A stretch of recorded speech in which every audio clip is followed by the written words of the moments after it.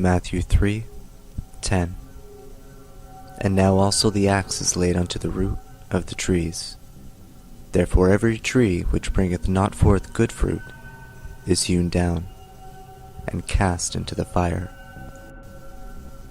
The excess mundi, in certain beliefs and philosophies, is the world center of the connection between heaven and earth. As a celestial pole and geographical pole, it expresses a point of connection between sky and earth, where the four compass directions meet.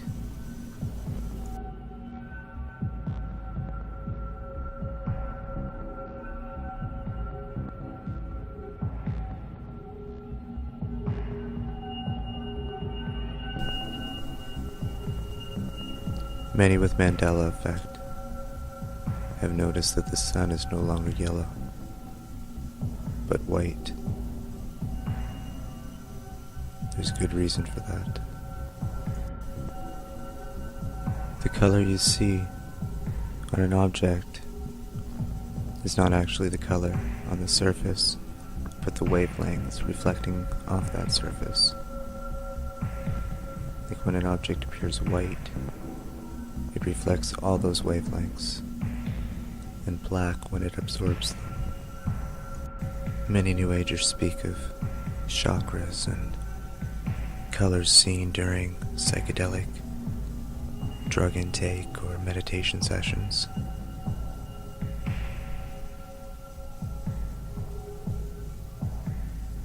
There's a reason why all these lights are used, to help alter your perception.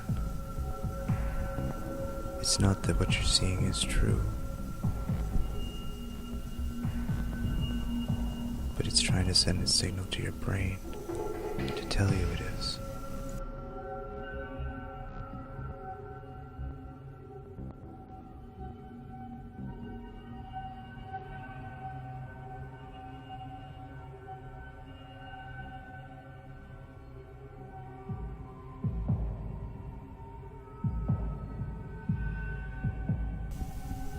I was shown how these colors are used to manipulate the average viewer through computer screens and various other means as well. I later found this short film that was produced a few years back. A man's mind jumps back and forth between increasingly extreme visions of the individual and the collective. Red, blue, and purple are the main colors used.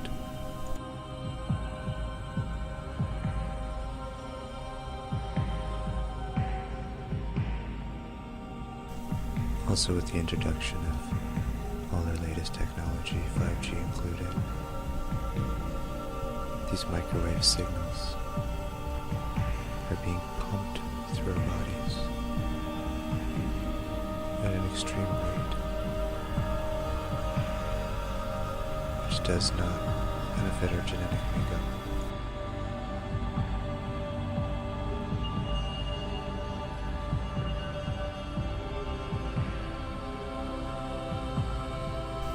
Mark 8:18. Having eyes see ye not, and having ears hear ye not, and do ye not remember?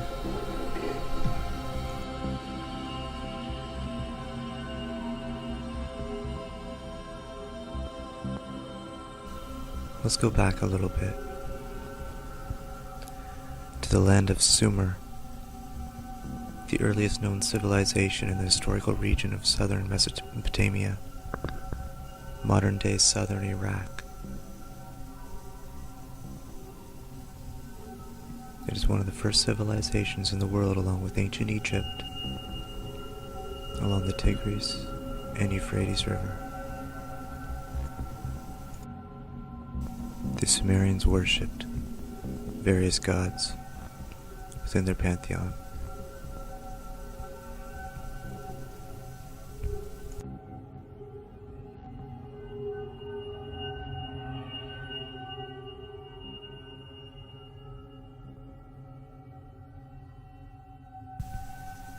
Ishtar,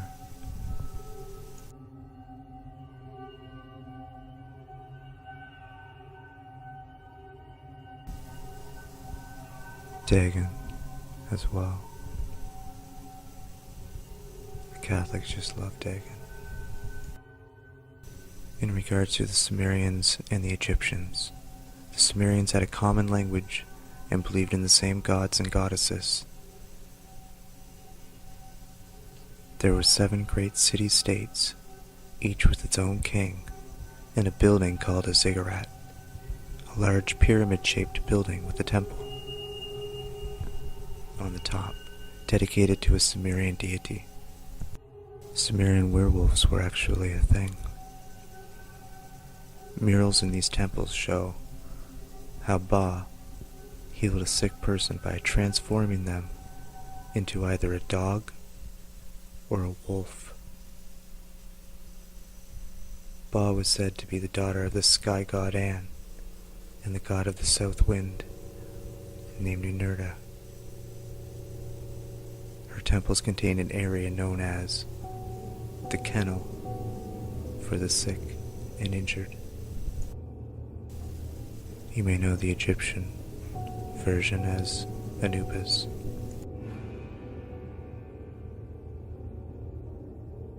Or perhaps the Capitoline wolf of Rome.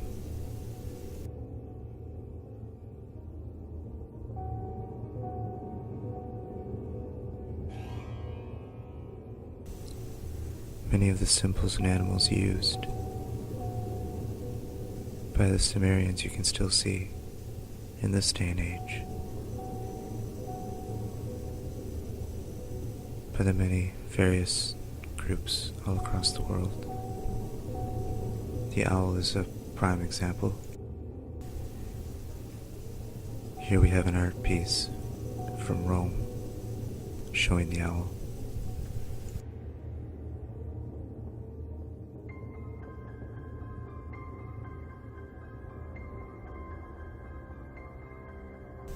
The Freemasons are no exception. They proudly display all the Egyptian Sumerian regalia, artwork, false idols within their lodges and also the buildings they own.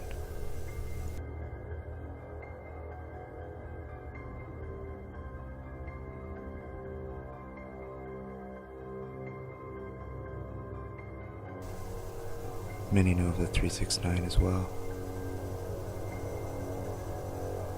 The Sumerians used astrological symbols to foresee the future, battles and positions of city-states. Their month began with the sunset and the first crescent visibility of the new moon. It was seen for 18 hours after the 36 hours when the old crescent disappeared. There's your lunar calendar 369.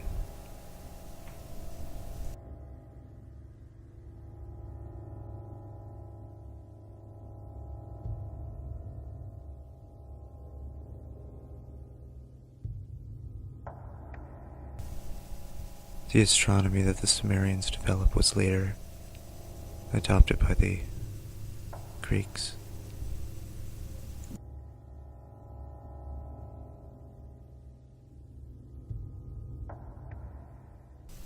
Many humans have come in contact with beings like this one Aleister Crowley presented years ago to the public, claiming to be a supreme being of light, no doubt. What they don't do is show you what they really look like. They're not as cute and cuddly as you might think. Don't ask me how I know.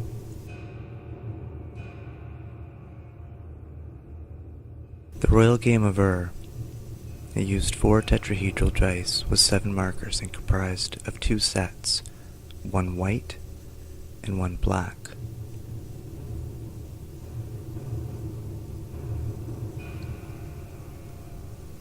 The squares. Looks familiar to me. Perhaps we could take a peek at Solomon's magical key chart, correlating with the known at the time planets that their worship revolved around. Even luminaries, after the French Revolution, had their own form of board games. Worship of snake deities became the norm in these ancient civilizations.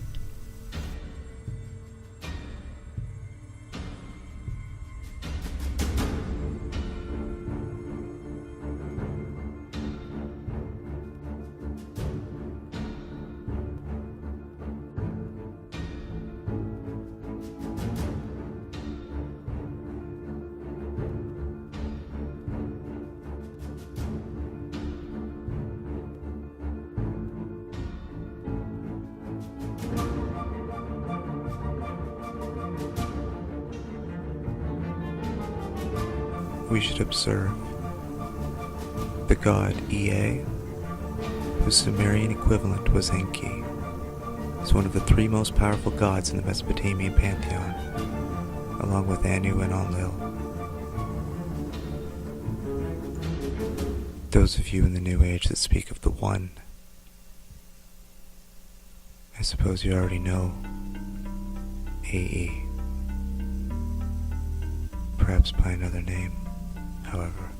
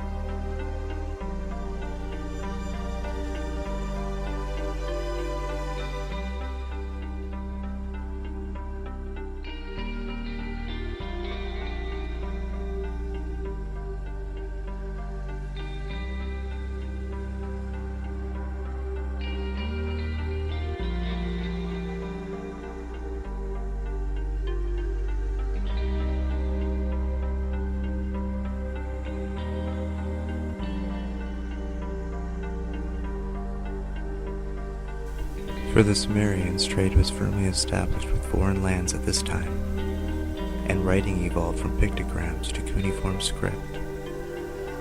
It is thought that trade was the main motivator in the development of writing, as there now had to be some means for accurate, long-distance communication between the merchants.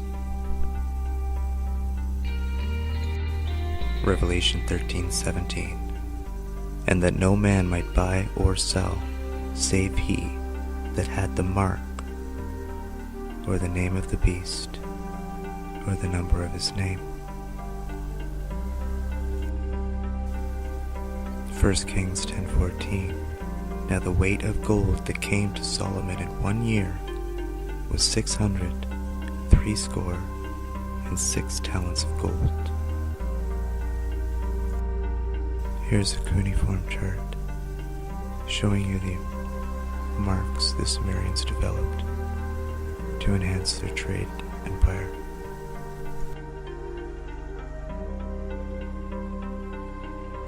The signs which indicated the names of cities, gods, nature, etc.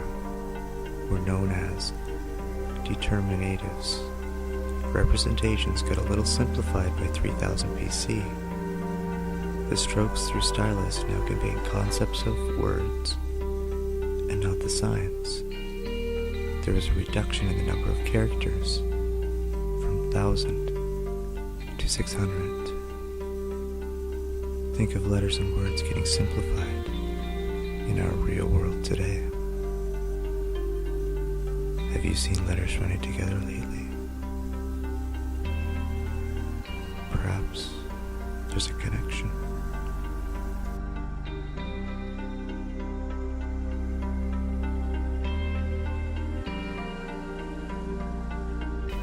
The ziggurat of Babylon, named Aten-Menadki. This meant foundation of heaven and earth.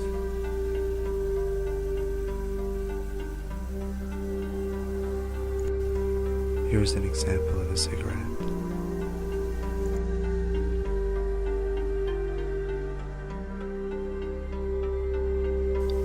All over the world, these massive empires basically just added on to what the Sumerians had already built or made.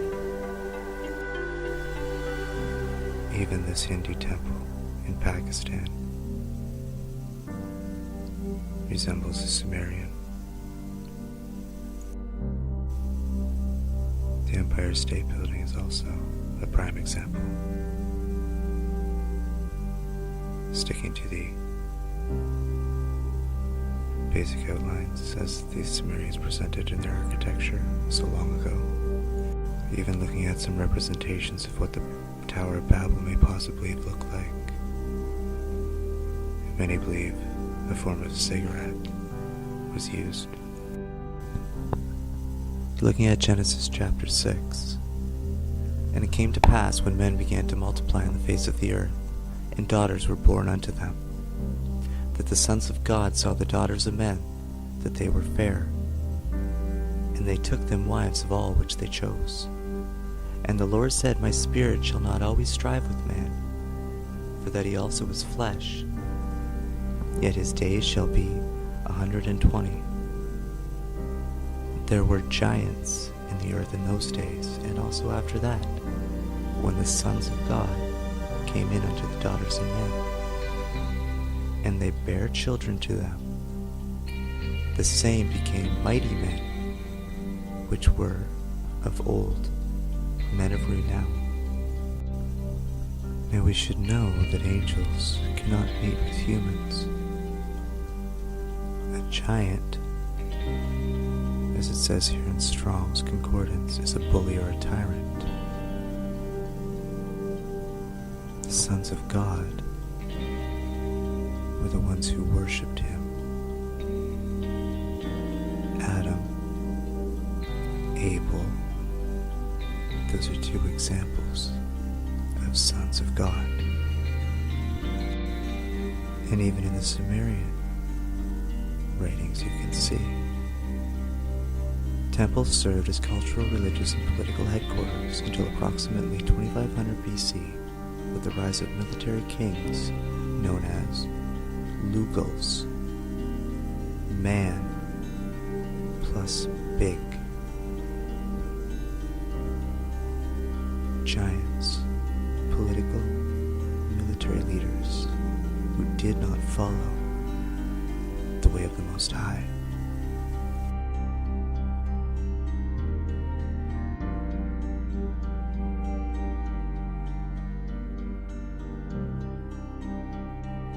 Eventually Sumeria was conquered by the Akkadian Empire. In the Bible it's called Akkad. The empire united Akkadian and Sumeria, seemingly to expunge the Sumerian race.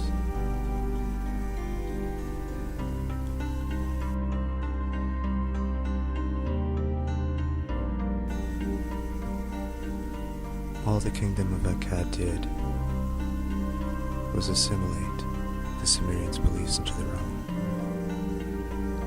Looking at Balak, who was a king of Moab, described in the book of Numbers in the Hebrew Bible, where his dealings with the prophet Balaam are recounted.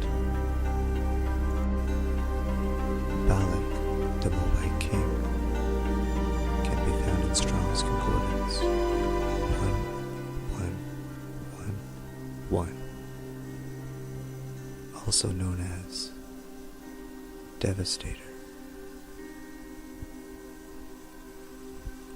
Think twice about making a wish on 1111. A temple dedicated to Jupiter and Balak. Jupiter is just another name for Satan in the ancient world. Remember, Oranki.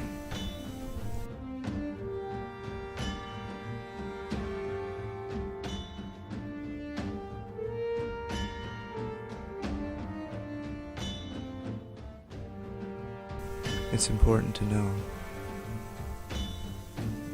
about Balak and the kings of Moab. For along with Midian, they were foes against the children of Israel for many, many years. Thinking of the surprising victories of the outnumbered troops of the Jewish people, Balak came to the conclusion that these victories could only be attributed to some form of magic. See, Balak didn't believe in the true and living God, but the children of Israel worshipped and knew already.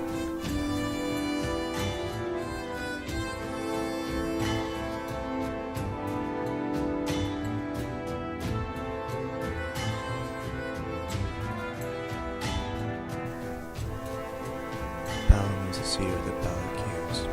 He lived just a stone's throw away from this place of future fame.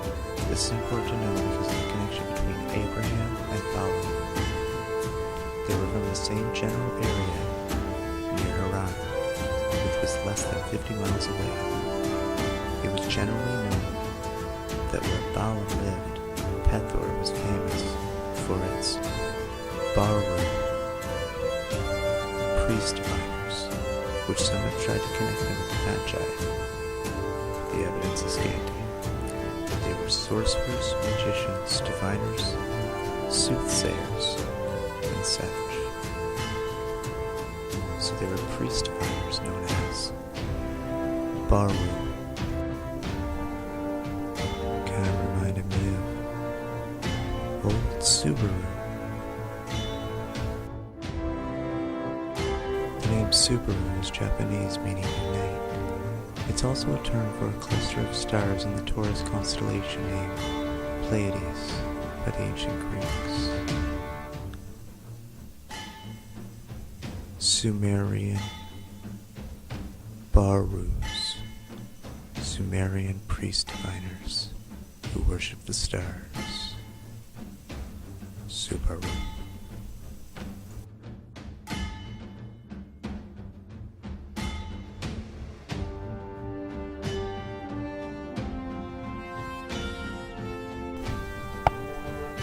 Some of you with Mandela may remember King Ramses actually being King Ramsey. We must not forget King Ramsey II, for he was the Egyptian king when Moses was alive.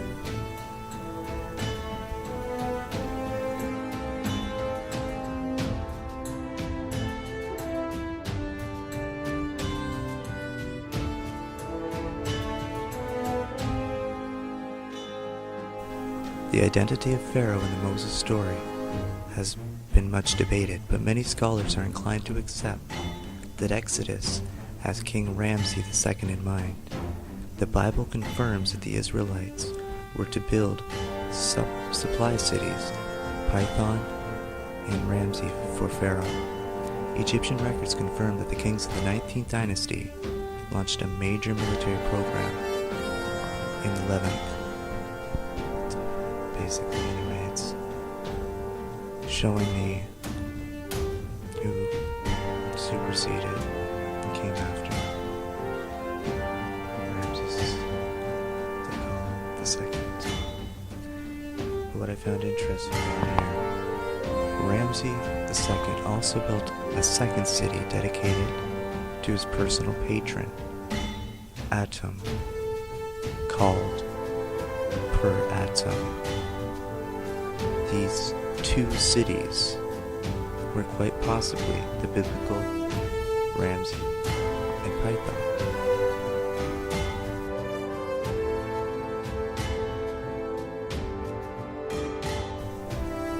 Ramsey Per Atum City 136-2.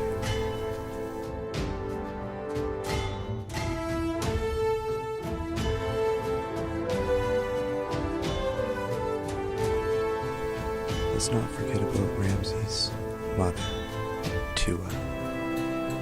Tua was the wife of Pharaoh Seti I of the 19th dynasty of Egypt and mother of Tia. or Ramses II, and a few other kids.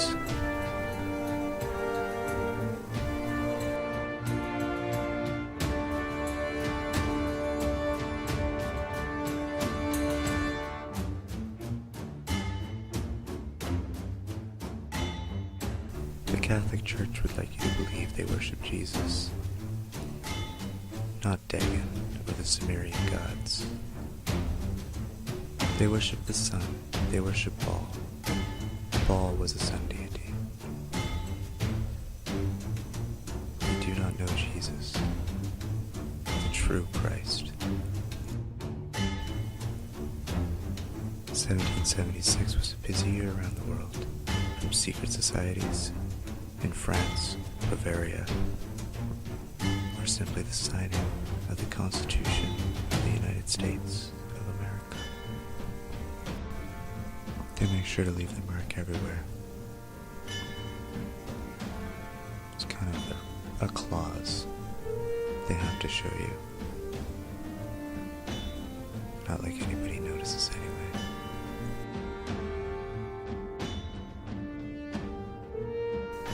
Matthew chapter 7. Not every one that saith unto me, Lord, Lord, shall enter into the kingdom of heaven, but he that doeth the will of my Father which is in heaven. Many will say to me in that day, Lord, Lord, have we not prophesied in thy name?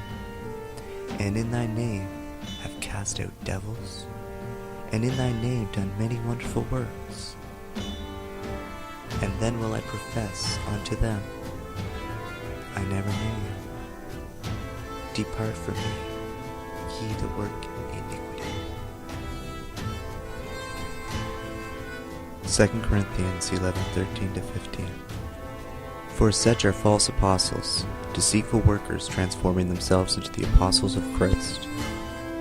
And no marvel, for Satan himself is transformed into an angel of light. Therefore, it is no great thing if his ministers also be transformed, as the ministers of righteousness, whose end shall be according to their works. John 14:6. Jesus saith unto him, I am the way, the truth, and the life. No man cometh unto the Father, but by me. Hold strong in your faith to the Lion of Judah, for his time comes. And although this world has forsaken many of us, he never will. God bless.